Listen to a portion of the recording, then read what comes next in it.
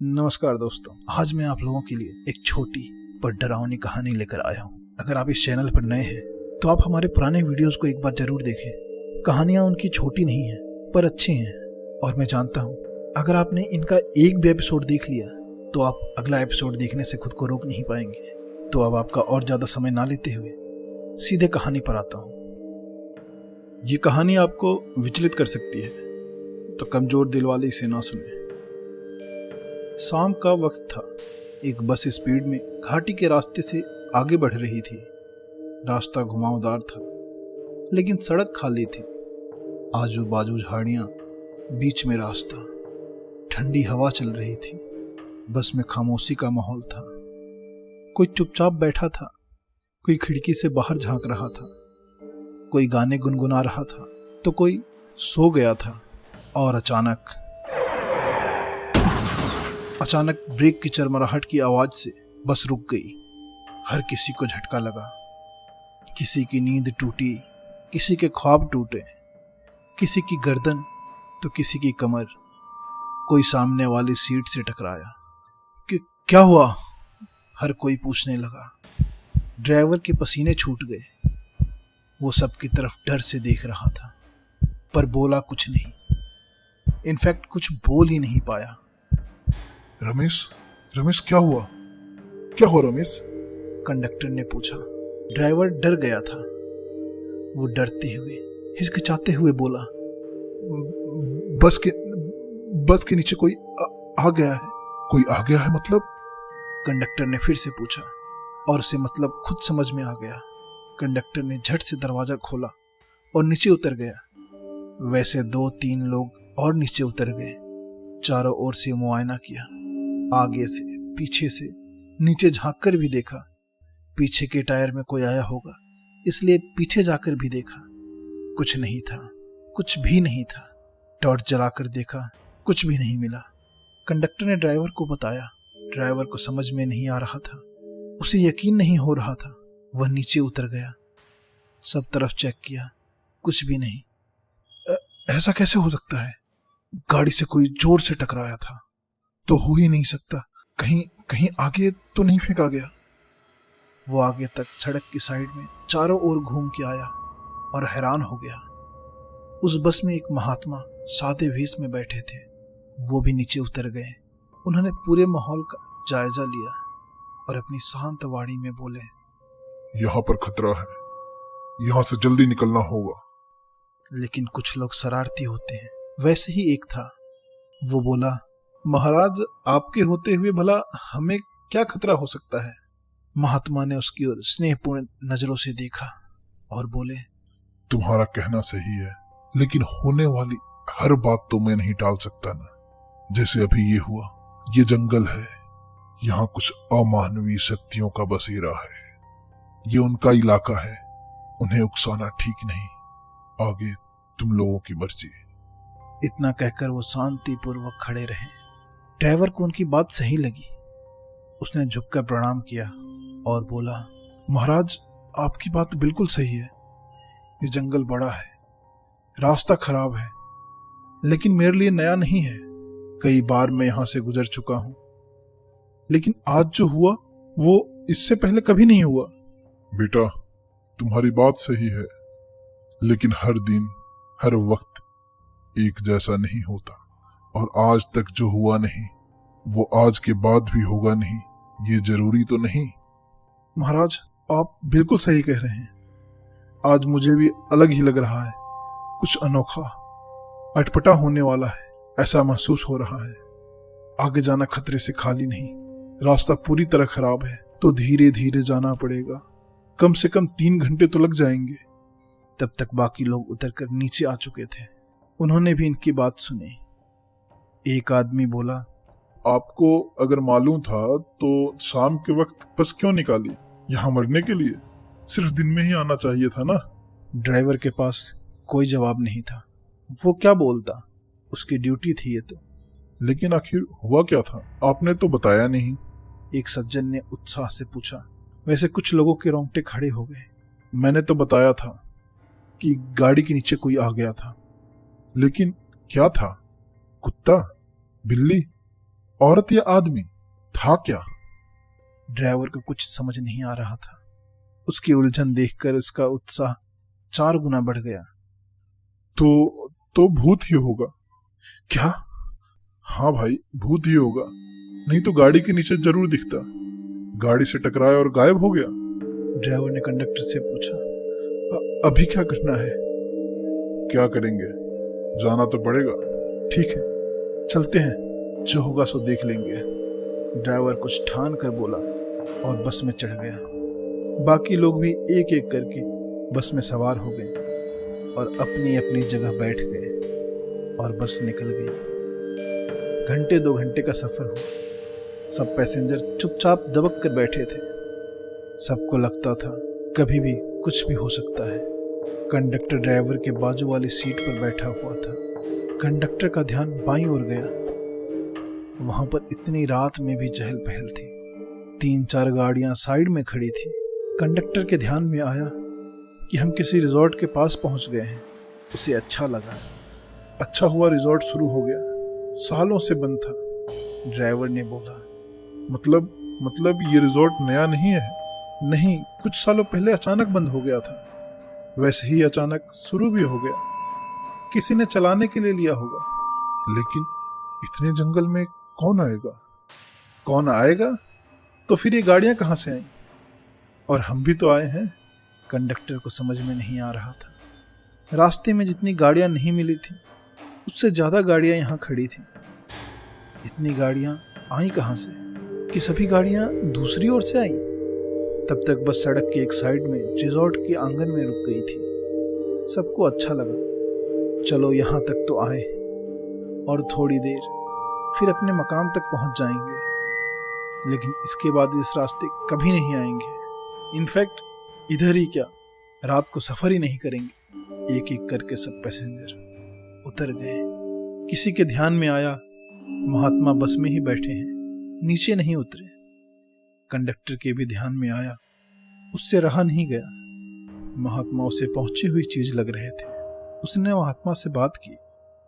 महाराज, थोड़ा फ्रेश हो जाइए, अच्छा लगेगा। बेटा, तुम गलत जगह पर रुके हो। ये सब भ्रम है, आभास है, ये सब छलावा है। हमें यहाँ से जल्द निकलना चाहिए, यही सबके लिए अच्छा रहेगा।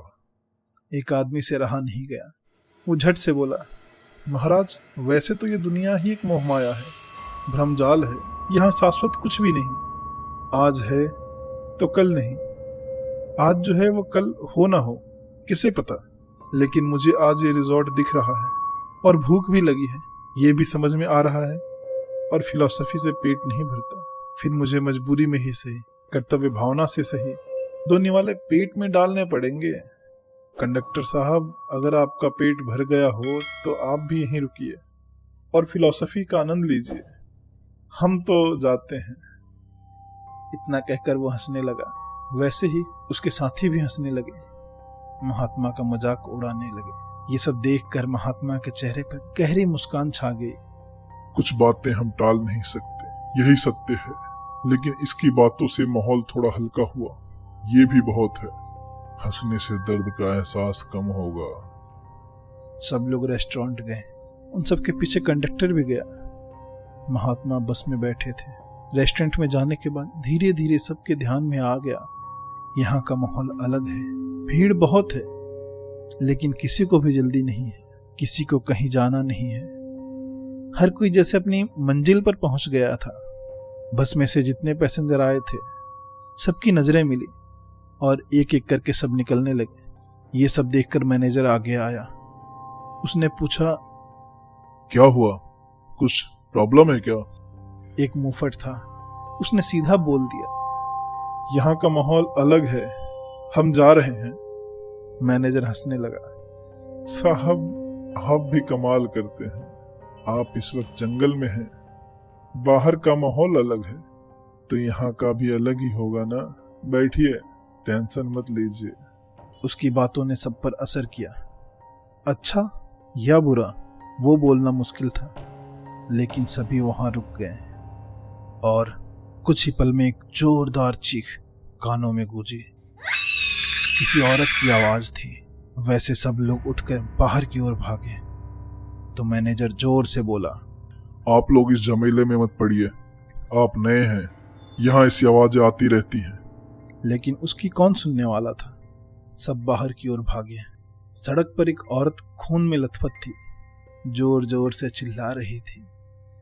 लोगों को लगा किसी गाड़ी ने उड़ा दिया होगा, लेकिन कुछ लोगों का कहना था यहां से एक भी गाड़ी नहीं गई। तो फिर इस औरत को तभी होटल का एक वेटर भागते हुए आया और उस औरत को उठाकर ले गया।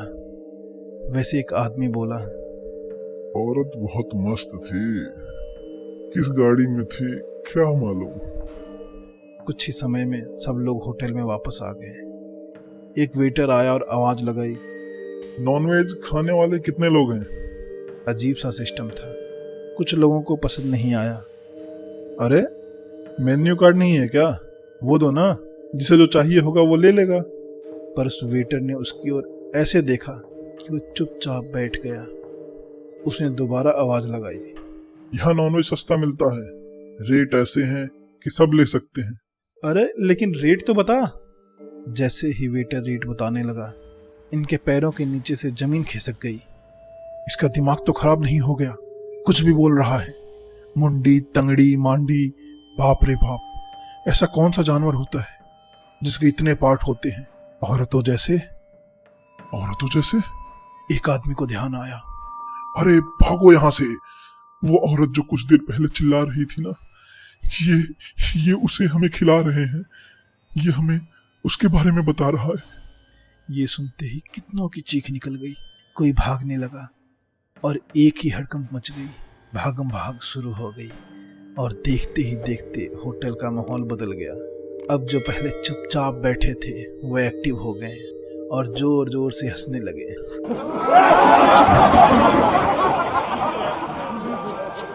हंसी इतनी भयानक थी कि कुछ लोग रोने लग गए डर के मारे, कुछ बेहोश हो गए, कुछ लोगों के पांव जैसे जमीन में धंस गए, वो अपनी जगह से हिल भी नहीं पा रहे थे। कुछ लोग प्रतिकार कर रहे थे, लेकिन अमानवीय ताकतों के आगे वो कितनी देर टिक पाते। एक एक करके उनका दम टूटने लगा। भयानक, खौफनाक जो वहां चल रहा था वो शब्दों में बयान नहीं हो सकता। जो जिंदा थे उन्हें नोचा जा रहा था, उनका मांस दांतों से काट काट कर खाया जा रहा था, और जो मर गए थे उन्हें तो घसीटते हुए लेके जा रहे थे। किसी को कच्चा चबा रहे थे।